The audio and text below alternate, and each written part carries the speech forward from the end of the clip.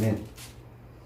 7월 29일 화요일입니다. 오늘은 민수기 28장 1절부터 마지막 31절까지입니다. 가나안 땅에서 매일 드릴 제사라는 제목입니다. 가나안 땅에서 매일 드릴 제사. 오늘 우리가 읽은 이 28장과 29장은 매일 드려야 될 제사와 또 매년마다 지켜야 될 절기를 말씀하고 있는 거예요. 그래서 오늘 28장은 7절까지 이제 소개가 되고 있고, 그 다음에 29장은 그 다음부터 있는 장막절이며 나팔절이며 이런 절기들에 대한 쭉 이야기가 이제 이어지죠. 원래는 요 28, 29장을 한꺼번에 해야 이 절기 전체를 이해할 수 있는데 내용이 너무 길기 때문에 오늘 28장 한 장만 우리가 묵상하도록 그렇게 합니다. 자, 지금 이스라엘 백성들이 애굽에서 나와서 시내산 밑에서 1년 동안 율법을 받고 그리고 성막을 짓고 이렇게 해서 1년 동안 이제 시내산 밑에서 보냈어요. 그리고 나서 성막을 짓고 성막을 하나님 앞에 이제 봉헌하여 드리니까 하나님이 이제 이스라엘 백성들에게 그 성막에서 드릴 제사의 규례를 쫙 말씀하셨어요. 그게 레위기예요. 레위기. 시내산 밑에서 레위기 제사 예법까지 쭉 말씀했죠. 그것이 이제 다 끝난 다음에 그 다음에 이제 가나안 땅을 향해서 출발했습니다. 그게 이제 민수기예요. 그래서 둘째 달 출애굽 한 이틀 둘째 해부터 이제 출발해가지고 광야로 나와서 광야의 길을 걸어갑니다. 그래서 이제 하나님께서 광야 요단강을 건널 수 있도록 그 광야 이제 끝에 도달하게 해서 정탐꾼을 보내게 하시죠. 그런데 그 정탐꾼들이 돌아와서 엉터리 같은 보고를 해서 백성들이 절망하고 낙담하다가 다시 애굽으로 돌아가자 이래가지고 그들이 하나님 앞에 이제 범죄합니다.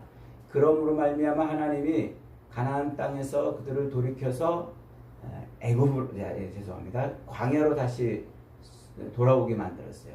그래서 광야 38년 동안 헤매고 돌아다니죠. 그렇게 38년 동안 헤매고 돌아다니다가 이제 39년 40년째가 돼서 드디어 다시 이제 광야를 넘어서 가나안 땅 목전에 이스라엘 백성들을 세워놨어요. 거기가 어디입니까? 모압 평지예요. 그래서 이 모압 평지에서 이제 하나님이 다시 제사 규례를 말씀해주고 있는 거예요. 그러니까 39년 만에 다시 제사 규례를 지금 말씀해주고 있는 거예요. 그런데 이 민수기에서 제사 규례는 사실 15장에서 한번 말씀하신 적이 있어요. 요 가나안 땅 목전에서 가데스 바네아 광야에서 다시 돌아서 가지고 광야로 돌아갈 수밖에 없는 그 백성들에게 너희들이 가나안 땅에 이르거든 이런 제사를 드리라 하고 15장에서 제사 규례를 말씀했죠. 이게 38년 전 일이에요. 38년 전에 민수기 15장에서 가나안 땅에 들어가서 지킬 제사 규례를 한번 15장에서 말씀을 하셨는데 다시 38년 뒤에 지금 이제 가나안 땅을 목전에 두고 제사 규례를 또 말씀하고 있는 거예요. 이 성경을 이제 우리가 읽다 보면은 이렇게 뭐 또 제사 규례가 나오면 막 머리가 아파요. 헷갈리고 막. 그래서 읽다가 또 그냥 어려워서 또 중단하고 또 건너뛰고 막 이렇게 이제 하죠. 왜 또 여기서 제사 규례를 또 말씀하시는가? 앞에서 얘기했는데 또 말씀하시는가? 이런 의문이 이제 들기도 해요. 자, 그런데 요 28장에 있는 요 제사 규례는 이제 마지막이에요. 이제 요 모세오경에 나오는 제사 규례의 마지막이에요. 이렇게 상세하게 어떻게 제물을 드리라고 하는 규정은 이제 안 나와요. 여기가 이제 끝이에요. 자, 그러니까 요 제사 규례는 그동안 나와 있는 그 모든 제사 규례들을 다시 한번 정리하는 의미도 있고, 그리고 38년 전에 이스라엘 백성들이 시내산 밑에서 받았던 그 율법을 다시 한번 설명함으로써 그들이 하나님의 백성으로 사는 방법을 다시 알려주는 거예요. 그렇게 해야 될 이유가 뭘까요? 그 38년 동안 광야에서 출애굽한 1세대들이 다 죽어버렸어요. 시내산 밑에서 율법을 받고 시내산 밑에서 레위기 제사 예법을 받았던 그 백성들이 다 이제 죽었단 말이죠. 그래서 광야를 살아가는 그 38년 동안에 출애굽 1세대들에 의해서 전승되었던 말이나 혹은 제사 행위를 통해서 전승되었던 하나님의 그 제사 예법을 다시 이 광야에서 태어난 새로운 세대에게 다시 선포하고 있는 거예요. 그래서 지금 이 광야에서 태어난 새로운 세대들, 이 새로운 세대들, 즉 가나안 땅에 들어가서 살아야 될 이 새로운 세대들에게 하나님이 직접 다시 말씀함으로 말미암아 이들이 출애굽에 나와서 시내산 밑에서 언약을 맺었던 바로 그 백성들하고 동일한 백성들이다. 동일한 하나님의 백성들이다 하는 것을 이렇게 가르쳐 주시는 거예요. 그래서 지금 이 모압 평지에서 다시 가나안 땅을 들어갈 때 이렇게 제사를 드려라 하고 이제 하나님이 말씀을 해주시는 것이죠. 자, 오늘 본문은 그래서 제사가 이제 첫 번째로 상번제가 나오고 안식일마다 드리는 제사가 나오고 매달 초하루 때 드리는 제사가 나오고 유월절과 무교절 제사가 나오고 칠칠절 제사가 나와요. 이렇게 이제 전부 5가지 이제 제사를 선포합니다. 자, 매일마다 가나안 땅에 들어가면 이스라엘 백성들에게 하나님이 너희 그 땅에 들어가는 매일마다 제사를 드려라 이렇게 말씀하고 있어요. 그래서 매일 아침에 한 번, 저녁에 한 번. 그래서 어린 양 한 마리, 흠없는 어린 양, 1년 된 어린 양 한 마리를 매일 아침에 한 번, 저녁에 한 번 드려라.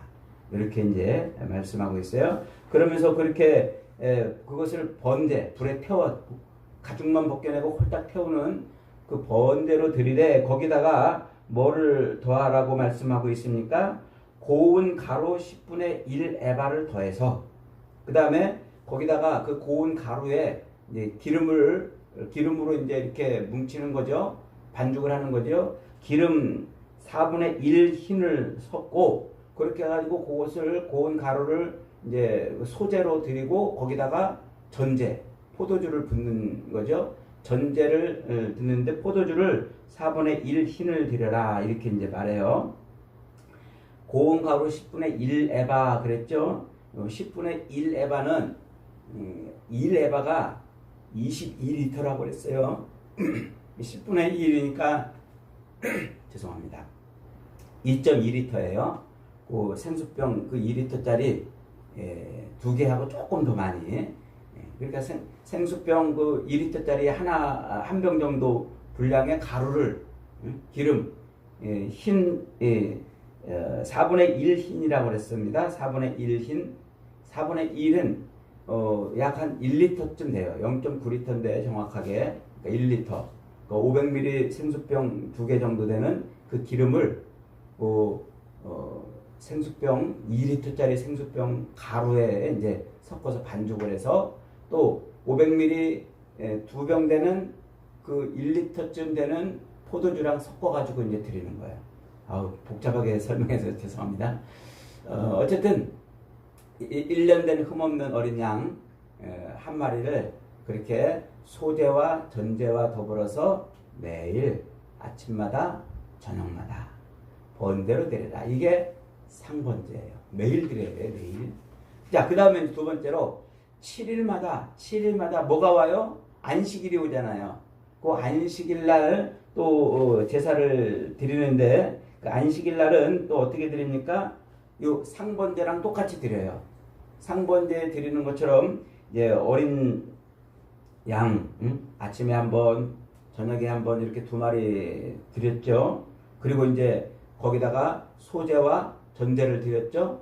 이렇게 똑같이 드려요. 그러니까 안식일 날은 2번 드리는 거예요. 매일 드리고 그 매일 드리는 상번제에 안식일 날 되면 그 상번제를 드리면서 또 안식일 제사로 2번 이렇게 드리는 거예요. 자, 그 다음에 이제 매달 초하루가 되면은 월삭 제사라고 그래가지고 초하루 제사를 또 드립니다. 그 초하루 제사에는 또 흠없는 순양 수송아지 2마리와 순양 1마리, 1년 된 흠없는 어린 양 7마리를 드렸어요. 그러니까 양이 굉장히 많아졌어요. 갑자기 수송아지 2마리와 순양 1마리, 거기다가 어린 양 7마리 이렇게 이제 드리는데, 거기다가 이제 또 고운 가루 10분의 3 에바를 드리고 또 포도주 2분의 1을 더하고 기름 2분의 1을 더하고, 거기다가 또 어린 양에는 7마리에는 또 포도주 또 4분의 1 흰에 또 각 마리당 또 소제와 전제를 따로 이렇게 드리도록 이제 이렇게 드려요. 그러니까 매달 초하루에는 제사가 매일 드리는 제사보다 좀 큰 그런 규모가 큰 그런 제사를 이제 드리라는 거예요. 자, 그 다음에 이제 네 번째는 16절부터 6월절을 드리는데, 이 6월절을 언제 드리는 거였죠? 매년 첫째 달 14일 날 드리는 거예요. 이게 6월절은 1년에 한 번씩 오는 거죠. 매년 첫째 달 정월 첫 14일 날 이제 6월절 제사를 드리면서 그 6월절 그 다음 날부터 7일 동안은 무교절이었죠. 무교절. 누룩이 없는 떡을 먹는 무교절. 자, 그때 또 어떻게 드립니까? 이 7일 동안 또 매달 초하루에 드리던 어린 양, 순양 2마리, 어린 양 1마리, 순양 1마리, 죄송합니다. 더워서 그런지 제가 자꾸 헷갈립니다. 매달 초하루에 그 수송아지 1마리하고 1마리랑 그 다음에 순양 1마리 드렸죠. 거기다가 어린 양 7마리를 드렸어요. 요게 매년 무교절에 드리는 또 제사의 숫자입니다. 똑같이 매달 드리던 제사 양하고 똑같아요. 역시 소제와 전제도 똑같은 양을 이제 드리고, 그 다음에 이제 마지막 77절은 언제입니까? 77절은 요 초실절, 무교절에 지난 초실절 다음 날부터 50일째 드리는 날이 77절이라고 그랬죠. 여기 맥추절이기도 하고, 요게 이제 오순절이라고도 이렇게 하죠. 그 77절에도 또 드리되 보리추수의 첫 열매를 드리는 절기라고 그랬어요. 이때 또 이제 똑같이 초하루에 드렸던 수송아지, 그 다음에 순양, 그 다음에 어린 양 7마리 이렇게 드리는, 그 다음에 소제와 전제 양은 또 똑같이 드리는, 이렇게 이제 드려요. 아주 상세하게 어떻게 제물을 어떻게 몇 마리를 어떻게 하고 또 어떻게 드려야 될지 이제 이렇게 드립니다. 이렇게 드리는 요 번제의 규례는 레위기 번제의 규례랑 똑같아요. 가죽을 벗겨내고 뼈와 살을 분리해 가지고 내장을 꺼내고 물에 씻어서 다 불에 태우는, 그것을 향기로운 제사 이렇게 말하면서 그게 하나님 것이다 이렇게 지금 말씀을 지금 하고 있습니다. 자, 그러니까 이제 이스라엘 백성들은 가나안 땅에 들어가가지고 매일 그렇게 제사를 드리는데, 사실 이 매일 드리는 제사는 백성들이 자기 집에서 매일 드리는 건 아니에요. 제사는 항상 어디서만 드려요? 회막에서만 드려요. 성막에서. 그러니까 성막에서 제사장에 의해서만 드려야 되는 거예요. 제사는. 백성들이 자기 집에서 이렇게 내가 막 재물 잡고 이렇게 할 수 없어요. 그러니까 매일 아침 저녁으로 드리는 상번제와 그 다음에 매 안식일마다 7일 안식일마다 드리는 안식일 제사와 매달 초하루에 드리는 절기 제사는 백성들이 드리는 게 아니에요. 어디에서? 성막에서 제사장이 드리는 거예요. 제사를 그렇게 제사장이 드리면서 백성들은 뭐 하는 거예요? 그 제사를 드리는 그날을 뭐예요? 기억하는 거예요. 기념하는 거란 말이죠. 그리고 1년에 이제 세 차례 그 6월절과 그 다음에 77절과 뒤에 나옵니다만 장막절에는 세 번을 성회로 모여요. 그때 이제 회막에 모여가지고 성회를 드리도록 이렇게 이제 하고 있는 거예요. 자, 지금 하나님께서 가나안 땅에 들어가야 될 이 백성들에게 이런 제사 규례를 자세하게 설명하고 있는 이유가 뭘까요? 그것은 지금 이제 가나안 땅에 들어가면 백성들이 전부 어떻게 해요? 전부 자기 기업을 받아서 가문과 종족에 따라서 기업을 받아서 여기저기로 쫙 흩어진단 말이에요. 흩어지니까 그 흩어지면 이제 끝이잖아요. 언제 그 흩어진 놈들을 다시 또 모아가지고는 또 이렇게 뭐 하겠습니까?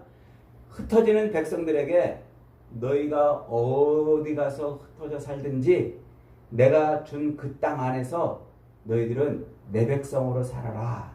이거예요.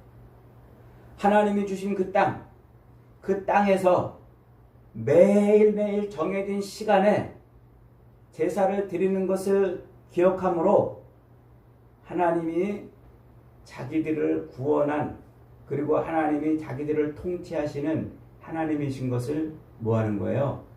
기억하는 거예요. 이게 제사의 목적인 거예요. 그래서 이스라엘 백성들은 이 제사를 통해서 늘 매일 제사 드리는 걸 눈으로 볼 수는 없지만, 그러나 그 제사가 드려지는 그것을 통해서 뭐 하는 거예요? 지금 이 시간과 이 공간 속에서 하나님이 우리를 통치하고 계시는구나 하는 것을 기억하는 거예요. 이제 우리가 신명기로 가겠습니다만은, 민수기 끝나면 신명기로 갑니다만, 이스라엘 백성들이 자기 처소에서 제사 드리는 모습을 보지 못한다고 해가지고 하나님하고 단절되는 게 아니에요. 이제 신명기에는 하나님께서 말씀을 주세요. 말씀. 그래서 그 말씀을 매일매일 말씀을 붙들고 살아라 하고 이제 말씀하고 있어요. 그러니까 지금 저쪽에 어딘가 회막에서는 제사가 매일 드려지고 있고 매 안식일마다 드려지고 있고, 자기들이 안식일 규례를 지킴으로써 하나님이 자기들을 통치하고 있음을 기억하는 거예요. 기억하면서 말씀을 늘 암송해요. 이제 신명기 가면은 그 말씀을 매일 뭐 손목에도 매고 이마에도 붙이고 문설주에도 붙이고 그러면서 암송하라 이제 그렇게 말씀하고 있는데, 이게 이스라엘 백성들을 시간과 공간 속에서 하나님이 그들을 통치하고 있고 그들이 하나님의 은혜로 살고 있음을 기억하게 하는 중요한 장치란 말이에요. 중요한 장치. 그래서 하나님은 지금 이렇게 이제 땅을 기업으로 받아서 흩어져 살아야 될 백성들에게 규례를 주고 있는 것입니다. 이 모든 것을 누가 성취하셨다고요? 히브리서 10장은 이렇게 말해요. 10장 11절부터 제사장마다 매일 서서 섬기며 자주 같은 제사를 드리되, 이거 상번제 말하는 거죠. 드리되 이 제사는 언제나 죄를 없게 하지 못하거니와 오직 그리스도는 죄를 위하여 영원한 제사를 드리고 하나님 우편에 앉아 계신다. 그러면 그가 거룩한 자들을 위한 한 번의 제사로 영원히 온전하게 하셨다. 그러니까 이 매일 드리는 제사, 상번제, 반복해서 매일매일 제사를 드림으로 하나님이 우리를 구원해내신 분이고 우리를 지금도 통치하시는 분이시구나 하는 것을 그렇게 기억하게 했던 그 제사를 누가 성취했다고요? 예수님이 성취하셨단 말이에요. 그래서 우리는 이제 과거 그 가나안 땅에서 그 시간에 살던 백성들을 하나님이 구원하고 통치하셨던 것을 기억하는 그런 장치로 주신 그 제사를 예수님이 성취하심으로 이제 우리의 삶에서는 누가 하나님을 기억하게 하는 장치가 된 겁니까? 예수 그리스도의 십자가가 하나님을 기억하게 하는 장치가 된 거예요. 그래서 우리는 늘 십자가를 바라볼 때마다 과거 그 가나안 땅에서 매일마다 하나님을 기억하며 살았던 백성들처럼 우리는 십자가를 볼 때마다 하나님을 기억하는 거예요. 그래서 하나님이 우리를 죄에서 건지셨구나. 하나님이 지금도 우리를 통치하시는 분이시구나. 그걸 기억하는 거예요. 그래서 히브리서 11장에서 우리의 눈을 누구한테 고정시키라고 말씀하고 있어요? 믿음의 주요 온전케 하시는 예수를 바라보라 하시는 이유가 그거예요. 그걸 볼 때마다 우리의 공간에서 우리의 시간을 살면서 하나님이 지금 우리를 통치하고 계시는구나. 하나님이 우리를 구원하신 분이구나. 이걸 기억을 하는 겁니다. 그래서 로마서 5장 8절은 사도 바울이 이렇게 말해요. 우리가 아직 죄인 되었을 때에 그리스도께서 우리를 위하여 죽으심으로 하나님께서 우리에 대한 자기의 사랑을 확증하셨느니라. 확증이라는 말은 눈으로 볼 수 있게 보여줬다 이 말이에요. 그게 뭐예요? 그게 십자가잖아요. 그러니까 하나님이 지금도 산마다 들마다 골목마다 십자가를 세워놓고 그 십자가를 바라볼 때마다 하나님이 우리를 건지셨고 하나님이 지금도 우리를 통치하시는 분이시구나 하는 것을 보게 하시는 거예요. 그래서 사도 바울은 로마서 12장 1절에서 이렇게 말해요. 그러므로 형제들아 내가 하나님의 모든 자비하심으로 너희를 권하노니 너희 몸을 하나님이 기뻐하는 거룩한 산 제사로 드리라. 그러니까 과거 이스라엘 백성들이 매일마다 그들의 공간 속에서 그들의 시간 속에서 하나님을 기억하며 상번제를 드려야 했던 것처럼 우리도 매일 우리의 공간 속에서 우리의 시간을 살면서 그리스도의 십자가를 붙들고 우리 몸을 하나님이 기뻐하는 거룩한 산 제사로 드리는 거예요. 이 거룩한 산 제사로 드린다는 게 뭐예요? 너희는 이 세대를 본받지 말고 오직 마음을 새롭게 함으로 변화를 받아 하나님의 기뻐하시고 온전하신 뜻이 무엇인지를 분별하며 사는 거. 그게 우리가 매일매일 십자가를 붙들고 드려야 될 제사인 겁니다. 사랑하는 여러분, 오늘도 하나님은 이곳저곳에 십자가를 세워놓으시고 그 십자가를 통해서 우리의 삶의 이 공간과 시간 속에서 하나님이 지금도 우리를 통치하고 계시는 분이신 것을 증거하고 있는 줄 믿으시기 바랍니다. 오늘도 저와 여러분들이 과거 이스라엘 백성들에게 요구하셨던 것처럼 매일매일 상번제를 드리며 그들이 하나님을 기억하며 예배하며 살아야 했던 것처럼 오늘 우리도 그렇게 매일매일 거룩한 산 제사로 우리 자신을 하나님께 드리며 사는 복된 인생들이 다 되시기를 주님의 이름으로 축복합니다. 아멘. 말씀 붙들고